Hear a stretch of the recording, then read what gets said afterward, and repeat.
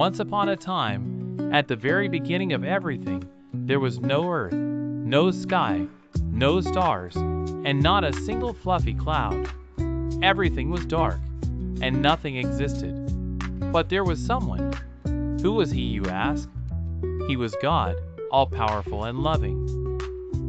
One day, God decided to create something magnificent. He had a wonderful plan to fill this blank space with beautiful things. Imagine waking up early in the morning and the whole world is dark. Now, think about someone flipping on a giant light switch. That's exactly what God did on the very first day. With His words, God made all things and everything beautiful. "Let there be light," He said, and suddenly, rays of light danced across the darkness, making everything bright and warm. God saw the light, and He smiled because it was good.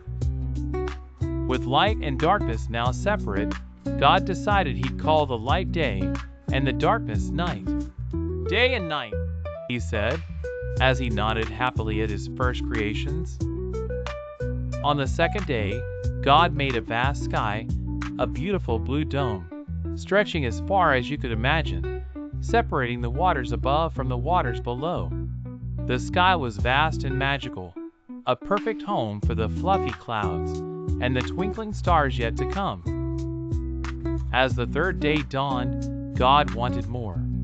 He spoke, "Let the waters below pull back," and suddenly dry land appeared, creating mountains and valleys and soft sandy beaches. God wasn't done yet. He dressed the land with lush green trees, colorful flowers, juicy fruits, and every kind of plant you can imagine. Hawthorn and roses, and apple trees. God saw this dazzling creation, and it was good. Day 4 arrived, and God reached high into the sky, placing a glowing sun to warm the day and a silvery moon to light the night. He scattered stars across the midnight sky like sparkling jewels, twinkling brightly in the great expanse.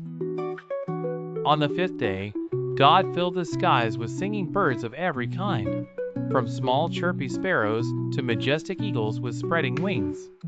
Then, with a wave of His hand, the seas bubbled with life, teeming with colorful fish, playful dolphins, and majestic whales. An orchestra of chirps and splashes filled the air, and God saw it was wonderful. The sixth day came swiftly. The earth buzzed with excitement as animals appeared everywhere.